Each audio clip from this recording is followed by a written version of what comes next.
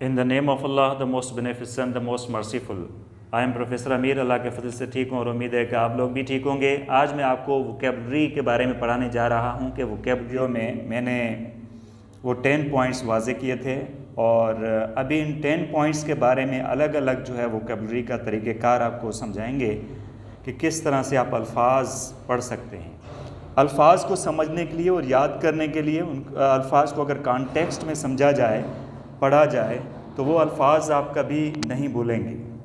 The words you learn in context, you can never forget those words because of that context. Because every word has its context for meaning. Okay? Without context, you cannot say that this is the fixed meaning, the only meaning of this word.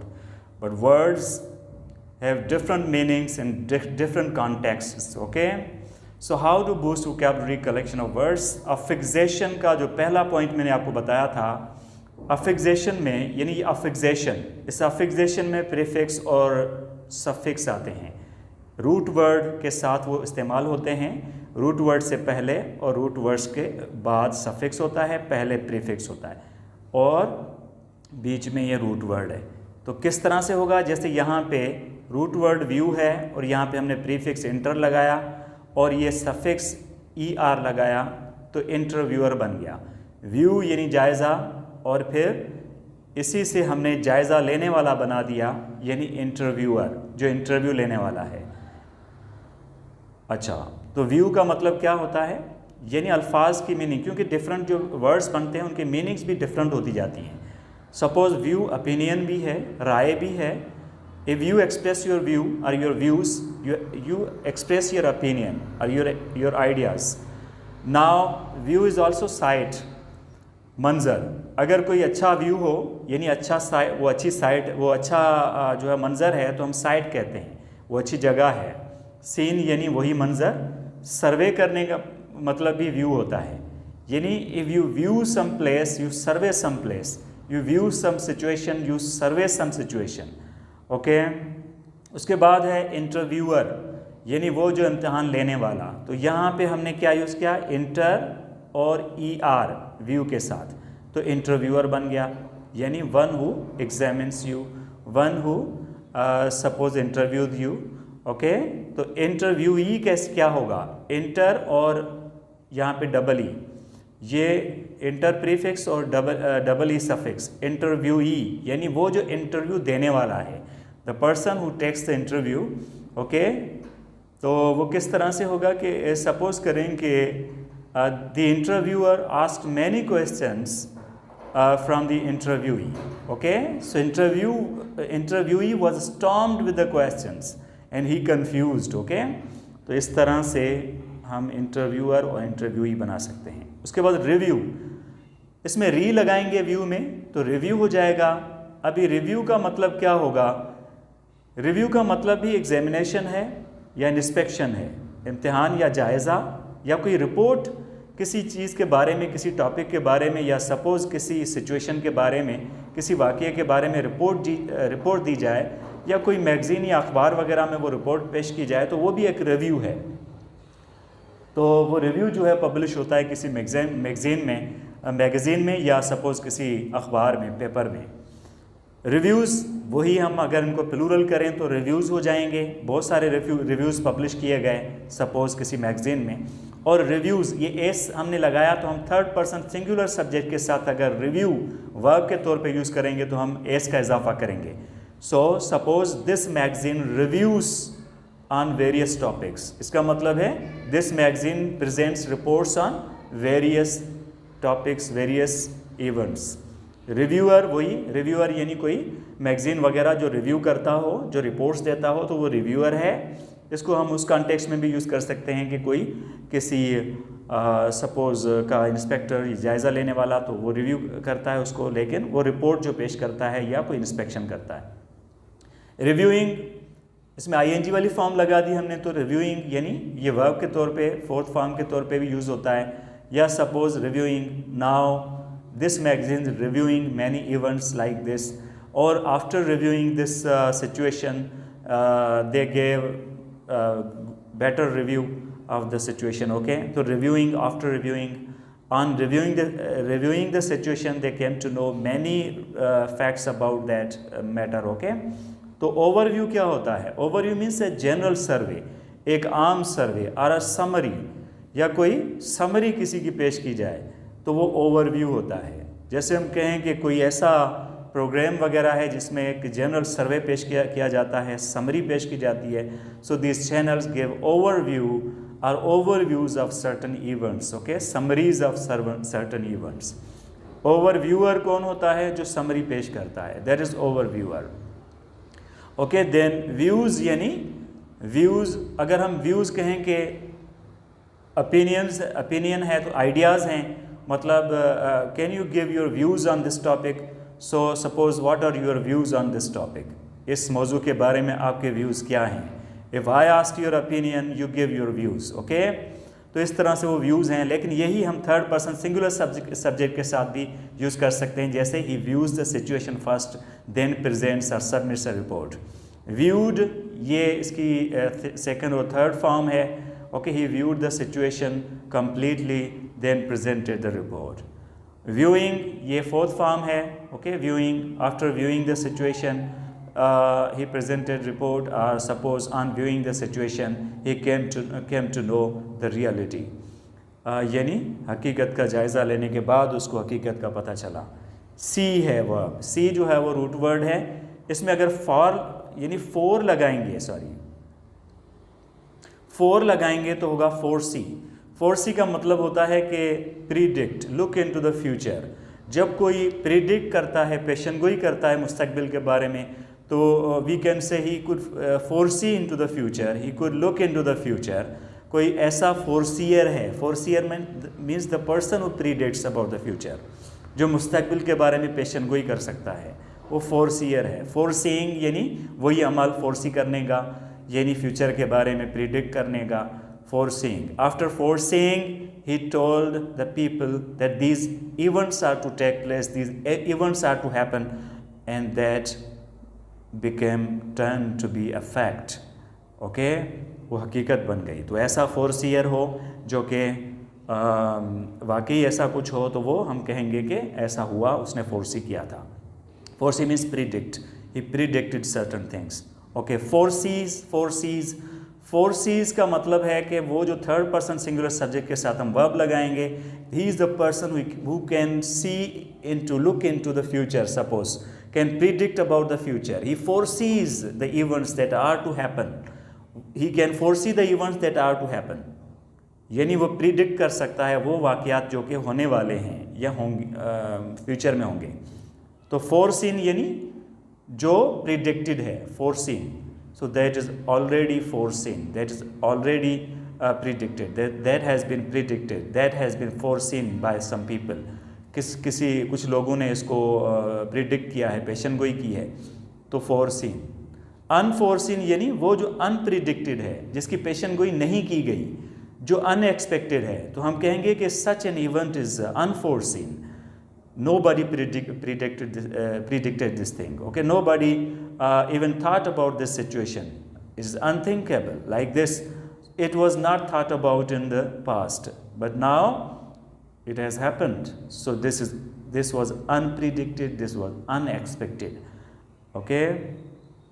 So unforeseeable. Unforeseeable मतलब that cannot be foreseen, that cannot be predicted, that cannot be looked into.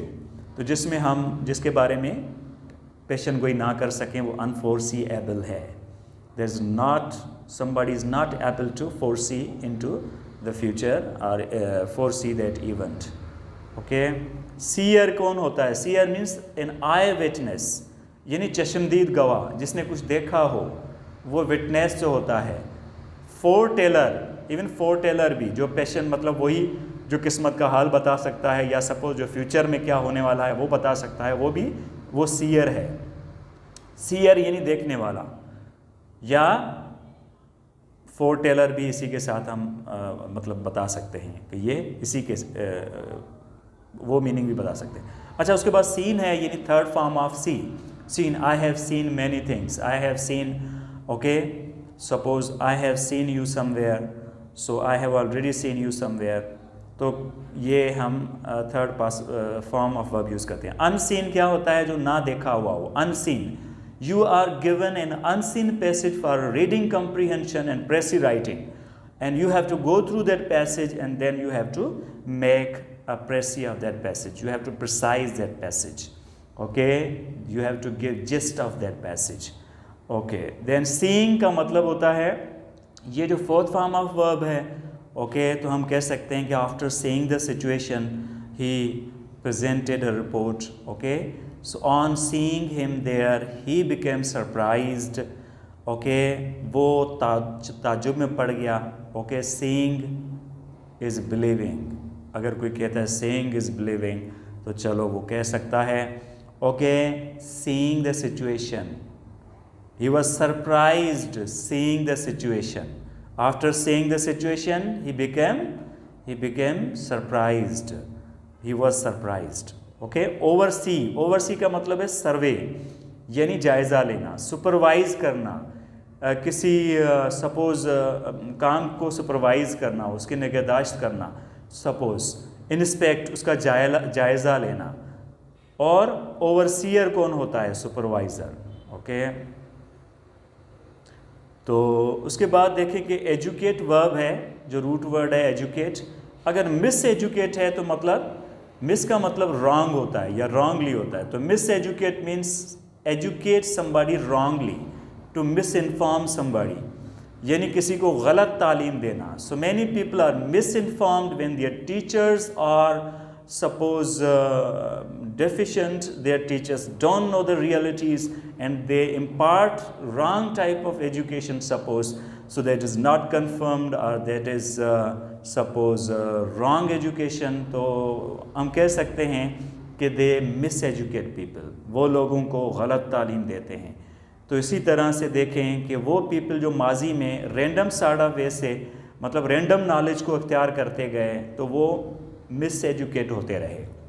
So people were suppose miseducating other people and the knowledge developed in a random way. So that was not the scientific और real knowledge, but that was miseducation. Okay, misinformation. Miseducated इसका मतलब है वो जो miss informed हो, जिसको सही information ना दी गई हो, miss educated. So those people were miseducated in the past. Okay, so many people were miseducated in the past, but when they came to know about the scientific reality, then they suppose they were properly educated. Okay, then educated कौन होता है? यानी पढ़ा लिखा। और यही educated second form या third form of verb भी है।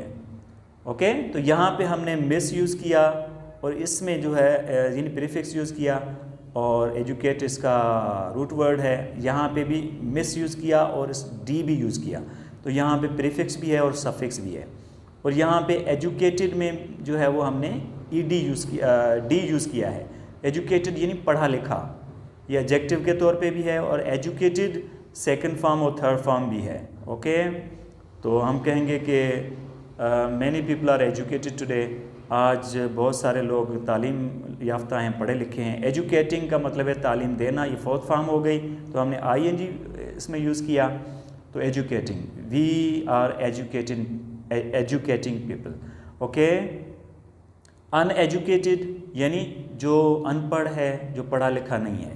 So many people are still uneducated, okay, because of the lack of sources, because they don't afford education. Education noun हो गया, तो ऊपर वाले में यहाँ पे हमने अन और डी यूज़ किया, यहाँ पे हमने फ़कत ION यानी यूज़ किया है इसको नाउन बनाने के लिए। तो एजुकेट से एजुकेशन बन गया। तालीम, वी वांट स्टैंडर्ड एजुकेशन, हम मयारी तालीम चाहते हैं। एजुकेशनल, यहाँ पे ION भी है और AL भी है, ये डबल सफिक्स है। तो यहाँ पे एजुकेशनल यानी तालीमी, educational. So we want standard education, the educational institutes should be standard, should impart standard education, educational institution, educational centers. Okay, educationally यहाँ पे ION भी है और ALLY भी है. Educationally adverb बन गया. Suppose educationally we are educationally well. Suppose we are educationally advanced. Yeah, suppose some people are educationally advanced and some people are and others are educationally backward. Okay, educative यानी तालीमी, तालीम से related, educative. The educative value of this book is suppose that if you go through it, you can learn a lot of things. Okay, so educative. So for educative purpose, okay, I have tried to give you some standard things. Okay, so educative value of something. Then so these lists are educative. Okay, you can say educator कौन होता है जो तालीम देता है, यानी teacher. Educator, educators वो जो तालीम देते हैं. और एजुकेशनिस्ट वो होता है जो तालीम का माहिर स्पेशलिस्ट होता है. एजुकेशनिस्ट वैसे ये भी टीचर ही होता है, लेकिन हम कहेंगे वो जो ज़्यादा थियोरी और प्रैक्टिस उसको आती है एजुकेशन की, तो दैट इज़ एजुकेशनिस्ट. ओके, तो मेरे ख्याल से ये आपको समझ आ चुके होंगे. उसके बाद हम प्रीफिक्सेस और सफिक्सेस के साथ और अल्फाज की प्रैक्टिस जो करेंगे नेक्स्ट लेक्चर में. See you then. You must subscribe my channel and like it for more videos. Thank you very much.